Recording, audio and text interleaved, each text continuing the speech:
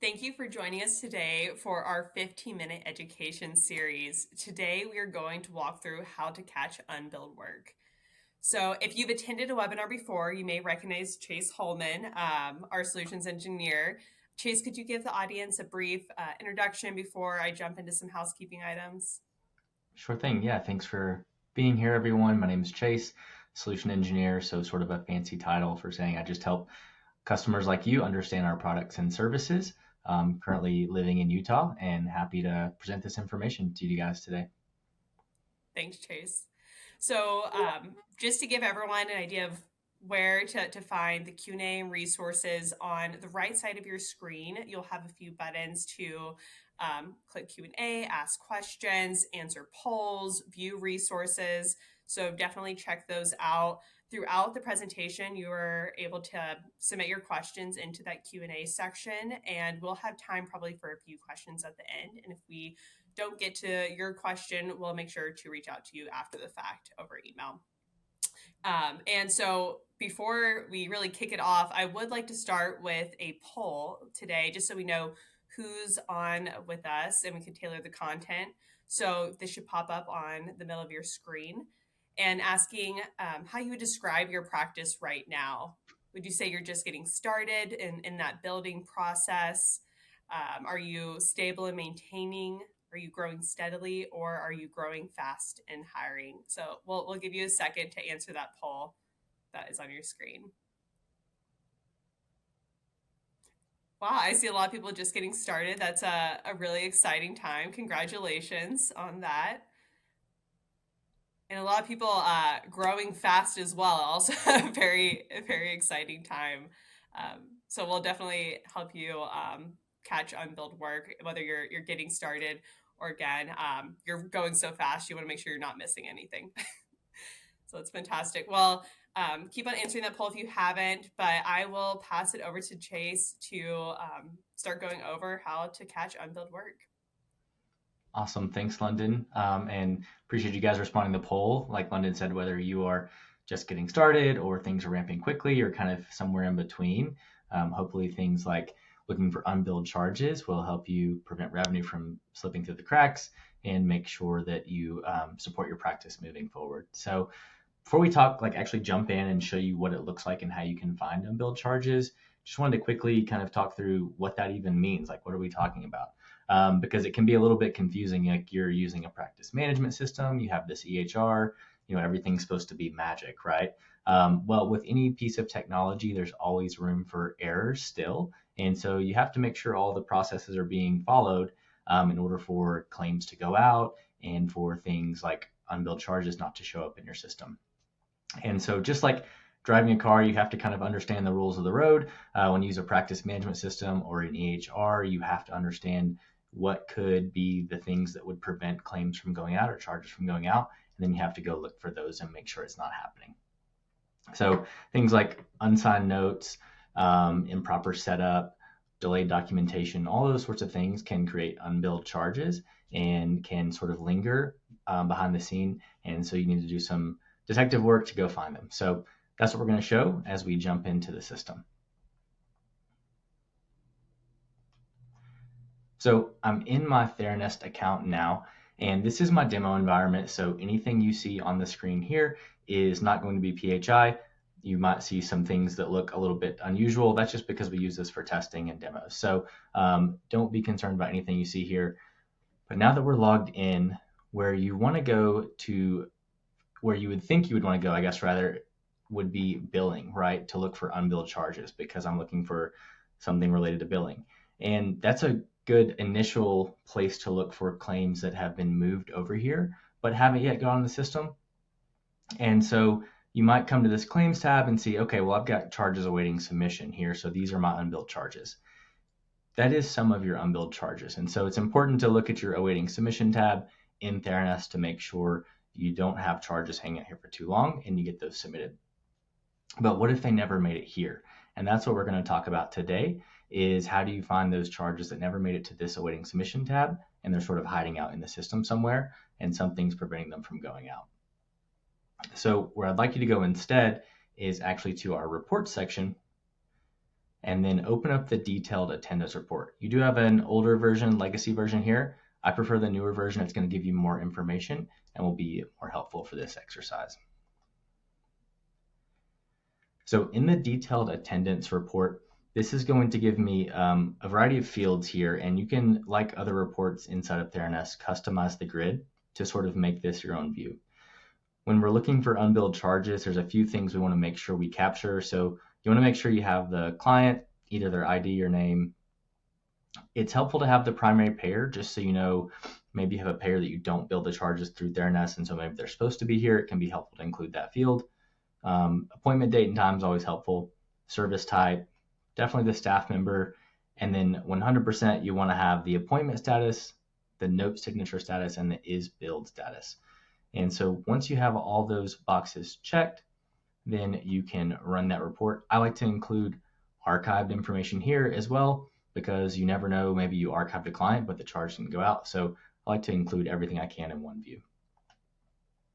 So once you run that report, you can then start to see how we're going to build out this unbilled sort of detective process is by looking through the different clients and services that were rendered and scrolling over to this is billed, appointment status, and note signature status section. So what I would recommend doing is go ahead and filter this down to not billed. That way we know for sure none of these charges have been billed. And then you can further filter this to help look for anything that would be nuanced to your practice. So maybe I want to filter by the payer or a particular staff or service type for services that I know should be being billed. And so as I look at this report, I can see that these charges have not been billed, but I've also got a missing progress note signature, and this appointment's in the future. So let's go ahead and just take these out, and let's only look at kept appointments. So these are appointments that did supposedly happen, and they still haven't been billed. So now I've got an even more granular view of my kept appointments, and they haven't been billed and why. And so, you could essentially use this to drill down and understand, okay, are these all missing because they haven't been billed because they're missing signatures? Is there another reason that's preventing these from going out? And so this detailed attendance report is really the best place to come and find these charges that are not making it to that awaiting submission tab in your billing queue. So you could further, filter this, download it CSV, play with it as much as you want, but using it just in the product is a great way to see, have these charges been billed or not, and then sort of go figure out what's going on from there. But this is the best place to start when you're looking for those charges that haven't made it to that awaiting submission status. Now, what I'd recommend doing is probably running this on a cadence, right? So this isn't something that you can fix one time and then move on. I would recommend coming in here at a minimum monthly and doing an unbilled check. You can adjust your date ranges as needed. If you haven't done this yet, you might want to start doing it weekly, bi-weekly, and then work your way towards monthly once you get any issues resolved. So definitely not a one-time fix. It's something you have to make sure you do on a regular occurrence, because as you can see, there's plenty of things that can cause this to happen in the future. I hope you found this helpful. I did work closely with our revenue cycle management team when putting together this content, so I wanted to give them a quick shout out. They do support more than 600 practices across the country. We have a presence in all 50 states, and they help practices just like yours with things like finding unbilled charges, providing advanced reporting, and working their denied claims. So I wanted to give them a quick shout out and also mention that if you are struggling with unbilled charges, you're struggling with just understanding your billing performance, or you just want a quick check-in to know how things are going, how do you stack up to your peers, we are offering a complimentary billing review where we will pull the data inside of your account and run the data inside your account against some industry key performance indicators to see how you stack up. And we'll share that with you along with some additional ways we can help should you need it. But with that, I'll pass it back to London for the Q&A. Yes, thank you so much, Chase. While I'm opening up the Q&A and reading through some questions, you'll see another poll pop up on your screen. This one asking what feels the hardest to stay on top of right now. Is it preventing those denials, working denials quickly, keeping AR from piling up, collecting these patient payments, knowing what to even tackle first, or is it staffing and timing constraints? So we'd love to hear from you. Again, this helps us build out more content, more educational series just like this for you all. So with that, um, we'll get to our first question. And someone is asking, can I get an alert when a therapist has more than X number of unbilled charges or unbilled sessions? Not today, not some functionality we have available, but I will say what you will find is by using these reports and starting to measure that, you will probably start to see trends to which therapist it is that's maybe having some issues completing their documentation.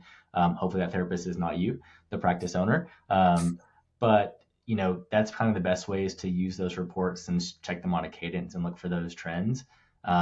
Maybe in the future we will have that feature available, just not something we have right now. Thanks, Chase. I'm seeing another question. If a claim is denied, how many times should my team realistically appeal it before we write it off?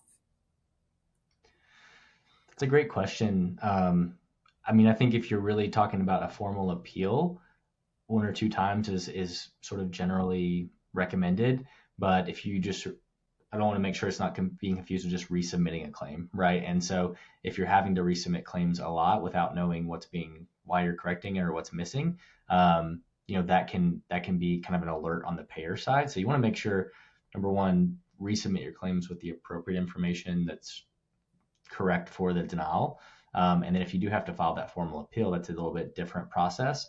And making sure you have everything you need for that first appeal will help you be more successful. Thanks, Chase. Um, and our last question that we're going to get to today, how do we handle orphaned appointments from therapists who have left the practice? Okay, I don't know that I've heard that terminology before, but I like it. It helps kind of frame it. So the appointments, we actually ran into this sometimes with my last company where we had a lot of therapists, and if you're not monitoring those unbilled charges, then you can have therapists exit with incomplete documentation. And then really the only action you can take would be to contact that therapist and ask them to sign the documentation, because you by no means want to have someone else sign off or submit those without the sign off, because then you're going to run into audit issues down the road. So best practice is actually making sure that whenever you do have a therapist that is putting their notice is going to be leaving, you have a sort of checklist you do when they're exiting the company. That way you can confirm that all the notes are signed off, and you have that completed before their last day. Yeah, that's a great call out, Chase. Um, I would like to mention, I know that there was a few questions we didn't get to today. We also have a billing Q&A later this month. That registration link is in the resources section. So if you have more questions or you want to gain more billing insight, this great session to join, and also even just listen in and hear from your peers what questions they're having and the solutions that our RCM team is offering for those individuals. So again, feel free to register in the resources link in your right hand panel. So with that, thank you so much, Chase, for your time and insight. And thank you to everyone here today for joining us. Don't forget to check out that resources section. Tons of great content in there. And we hope that we get to see you on a future webinar. Have a great rest of your day. Thanks, Thanks, everyone. everyone.